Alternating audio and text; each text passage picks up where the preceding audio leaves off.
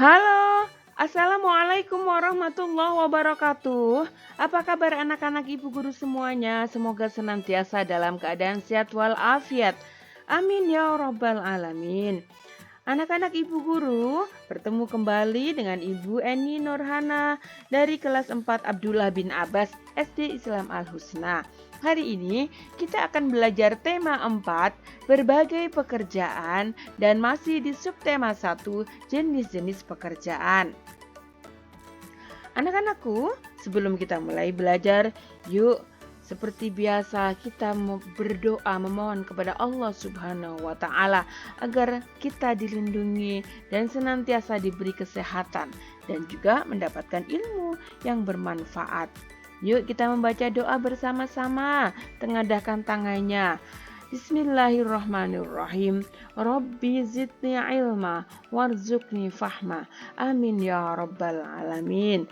Nah, sekarang perhatikan penjelasan Bu Guru ya.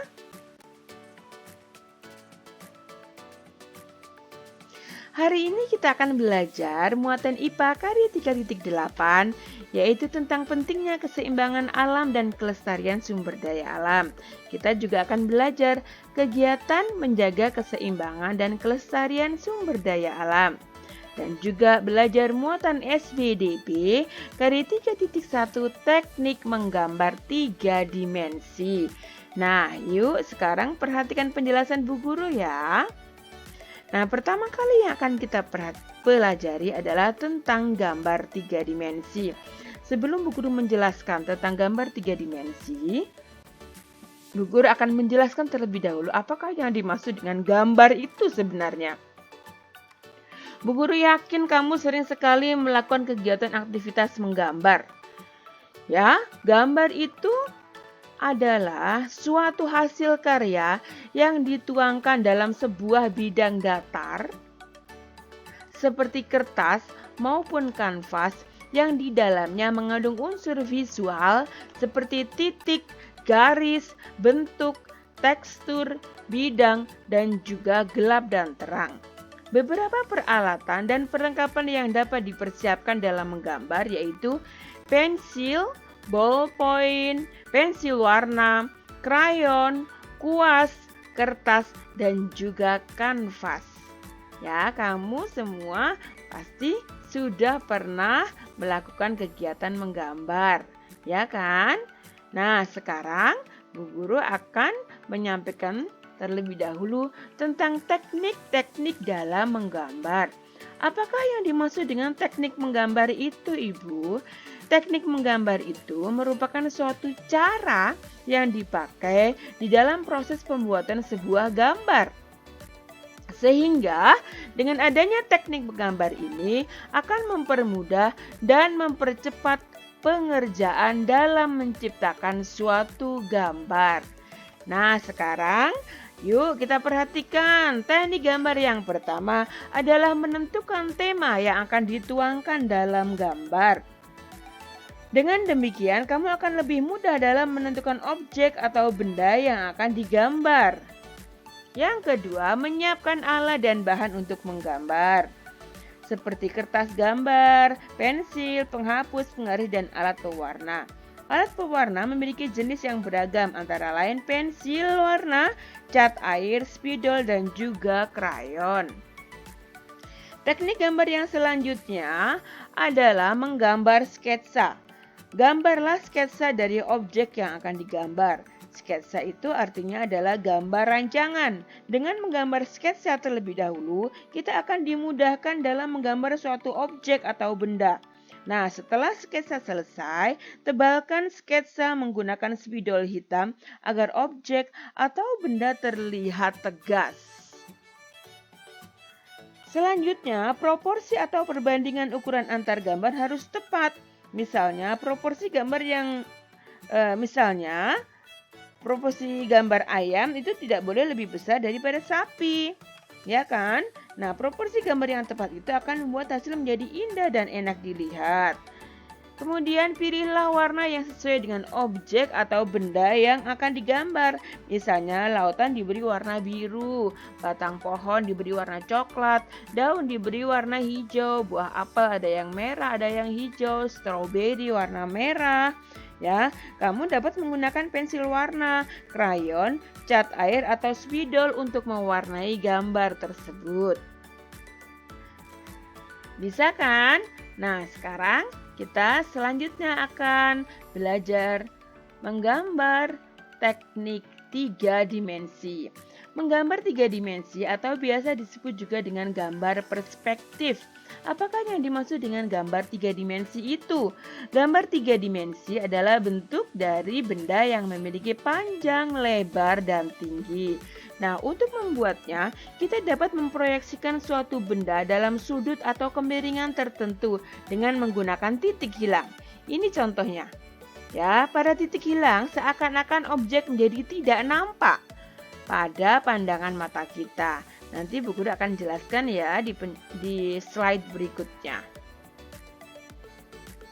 Nah, di sini kita akan menggambar 3 dimensi sebuah pemandangan. Perhatikan langkah-langkahnya. Langkah yang pertama, buat garis horizontal. Nah, kemudian tentukan titik nanti di tengah sini. Nah, setelah tentukan titik di tengah, kemudian tarik garis diagonal, ya. Nah, setelah itu gambar pepohonan, ya. Mulai dari yang sebelah kiri sini agak besar, kemudian mengecil terus sampai ke titik yang di tengah. Nah, langkah selanjutnya gambarlah bangunan yang di sebelah kanan, ya, seperti ini. Kemudian semakin menjauh dari pandangan kita akan semakin mengecil gambarnya. Nah, setelah itu lengkapilah ini jalan raya. Kemudian bangunan-bangunannya dilengkapi dengan garis-garis supaya lebih bagus.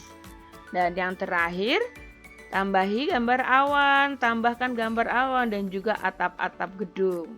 Ya, sesudah itu kamu warnai, boleh ditambahkan ada binatang atau burung di sekitarnya. Ya, ada tambahkan tanaman juga boleh. Oke, nah bagi anak-anak yang belum mengumpulkan tugas menggambar segera dikumpulkan ya sayang. Ini untuk penilaian KDI 4.1.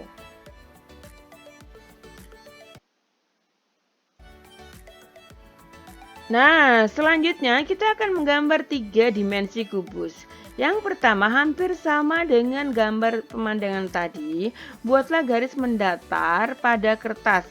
Ini kemarin kamu juga sudah mencoba kan ya, menggambar rumah dengan titik hilang, dengan teknik titik hilang seperti ini.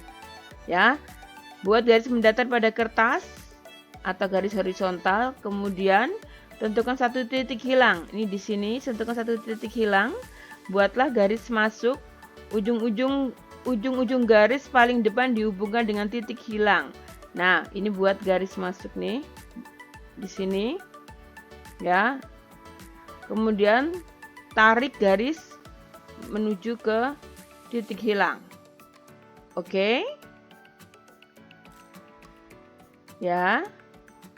Setelah itu, setelah terbentuk kubus yang diinginkan, tebalkan garis-garis pada bagian kubus yang kelihatan. Ini ditebalkan yang warna biru. Nah, setelah ini ditebalkan, kemudian garis bantunya, garis pertolongannya boleh dihapuskan. Ya, boleh dihapus. Nah, nanti akan tampak gambar yang sesuai dengan proporsi. Gambar kubus yang sesuai dengan proporsi. Oke, kamu bisa mencobanya di rumah ya. Dan ini adalah contoh lain dari gambar 3 dimensi. Ini adalah gambar kapal. Pada dia tampak sekali ya seperti kapal. Seperti kapal 3 dimensi. Seperti bisa disentuh. Padahal ini digambar di atas kertas. Bagus sekali ya. Dan ini juga ada tangga yang turun ke bawah.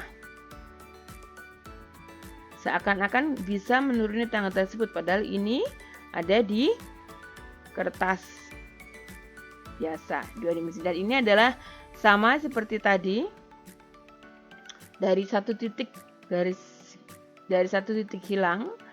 Nah, kita bisa buat gambar 3 dimensi seperti ini. Oke, ini kapalnya bagus sekali anak-anak. Siapa yang pernah naik kapal pinisi seperti ini? Nah, selanjutnya kita akan belajar tentang pentingnya keseimbangan alam dan kelestarian sumber daya alam. Kita lihat pemandangan di sekelilingnya sangat indah sekali, ya. Ada harmoni, ada keselarasan keindahan alam antara lingkungan, antara tumbuhan, hewan, dan manusia. Ya, sebagai makhluk hidup ciptaan Allah Subhanahu wa taala. Anak-anakku, menjaga keseimbangan alam itu perlu dilakukan agar tidak merugikan manusia maupun makhluk hidup lainnya. Contohnya adalah menjaga kelestarian pohon bakau. Ya, kita lihat. Pohon bakau di pantai itu dapat menahan air laut. Apabila dirusak dan ditebang secara berlebihan, maka akan terjadi pengikisan pantai atau abrasi. Oleh karena itu, sumber daya alam itu juga perlu dijaga kelestariannya. Melindungi pantai dari erosi dan abrasi itu adanya bakau di pesisir pantai bermanfaat juga menjaga agar garis pantai tetap stabil. Nah, nih. Selain bermanfaat bagi manusia, tumbuhan juga bermanfaat bagi kehidupan binatang. Salah satunya adalah tanaman bakau. Manfaat dari tanaman bakau yang pertama adalah melindungi pantai dari erosi dan abrasi. Ya, adanya bakau di pesisir pantai ini bermanfaat untuk menjaga agar garis pantai tetap stabil dan tidak terkikis oleh terpaan ombak. Rumpun-rumpun bakau mampu menyerap energi gelombang yang datang sehingga hanya riak gelombang yang sampai di sisi pantai. Yang kedua, manfaat dari tanaman bakau adalah menahan rembesan air laut ke darat. Yang ketiga, sebagai perangkap zat-zat pencemar dan limbah industri. Selain dapat menjaga daratan, bakau juga memiliki peran penting dalam mengurangi polutan di air laut. Ya. Yang keempat, menciptakan udara pesisir yang bersih dan segar. Daun bakau, mengapa begitu? Karena daun bakau dapat menyerap gas karbon dioksida dan melepaskan oksigen ke lingkungan. Dengan demikian, udara di sekitar pantai tetap bersih dan segar, ya kan? Yang kelima, menjadi habitat alami berbagai biota darat dan laut. Nah, kelestarian hewan laut dan darat seperti udang, kepiting, berbagai jenis ikan, burung, monyet, serta biawak terjaga dengan adanya hutan bakau di pesisir pantai. Yang keenam, mengurangi dampak bencana akibat gelombang laut seperti badai dan gelombang pasang. Nah, hutan bakau, tanaman bakau ini sangat berguna sekali bagi kita. Oke, oleh karena itu harus kita lestarikan, dijaga kelestariannya. Nah, sumber daya alam itu adalah segala sesuatu yang ada di alam dan digunakan untuk memenuhi kebutuhan manusia. Contoh usaha yang dapat kita lakukan untuk melestarikan sumber daya alam adalah penanaman hutan kembali atau reboisasi. Penanaman kembali hutan yang gundul ini dilakukan oleh para remaja, anak-anak, dan juga orang dewasa. Semua melakukan kegiatan reboisasi. Kemudian kita membuat tambak di aliran sungai untuk budidaya ikan dan udang. Ini contohnya di sini dengan karamba, ya. Dan selanjutnya meningkatkan penggunaan sumber daya alam yang tidak terbatas seperti matahari, angin, dan tenaga biogas juga. Angin, udara, ya, matahari. Kita sudah pelajari ini di energi alternatif, ya. Nah, kegiatan untuk menjaga keseimbangan dan kelestarian sumber daya alam juga harus kita lakukan. Nah, kamu lihat di gambar sebelah sini, sebelah kiri, betapa kotornya sungai itu. Sungai yang tercemar, ya. Penyebab pencemaran itu diantaranya adalah limbah cair industri dan sampah yang dibuang ke sungai dan mengakibatkan sungai menghitam dan mengeluarkan aroma yang tidak sedap. Termasuk juga limbah deterjen bekas mencuci pakaian dan pestisida yang terbawa aliran air dari sawah. Nah, kedua limbah ini dapat mengakibatkan eutrofikasi dan juga ada racun untuk menangkap ikan. Nah, kita harus lestarikan dong, supaya sungai kita menjadi sungai yang bersih, nih banyak ikan-ikan nih. Bagaimana cara kita melestarikan sungai? Upaya pelestariannya adalah tentu saja tidak membuang sampah makanan, sampah plastik, limbah deterjen, dan limbah pabrik ke sungai. Tidak menggunakan bahan peledak atau racun untuk menangkap ikan di sungai. Dan juga kita melakukan kegiatan pembersihan dan pemeliharaan tumbuhan di sekitar sungai secara berkala, supaya bisa dimanfaatkan oleh manusia untuk pengairan sawah, bisa juga untuk sumber air minum, bisa juga untuk memelihara ikan, dan tentu saja untuk pariwisata. Ya kan? Oke, selanjutnya yuk kita lihat. Ini kita lihat di sini ada pencemaran air laut nih. Banyak sekali botol-botol plastik yang tidak bisa hancur. Di dalam tanah saja dia tidak bisa hancur, apalagi di dalam air. Nah, ini kasihan ikan-ikan. Apalagi ikan-ikan besar yang tidak tahu apakah ini makanan atau sampah. Ya kan? Zolim ini namanya ya. Nah, penyebab pencemaran air laut itu biasanya limbah dari muara sungai, ya kan? Muara itu adalah pertemuan antara sungai dan laut. Jadi dari sungai membawa sampah ke laut, ya kan?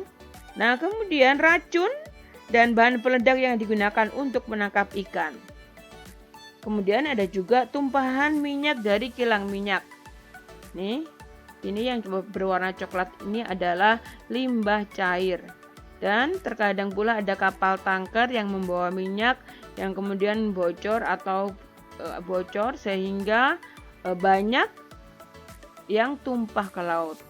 Ya, itu mengakibatkan pencemaran yang dampaknya sangat merusak sekali. Nah, apa yang kita lakukan sebagai manusia untuk menjaga keseimbangan dan kelestarian sumber daya alam di laut?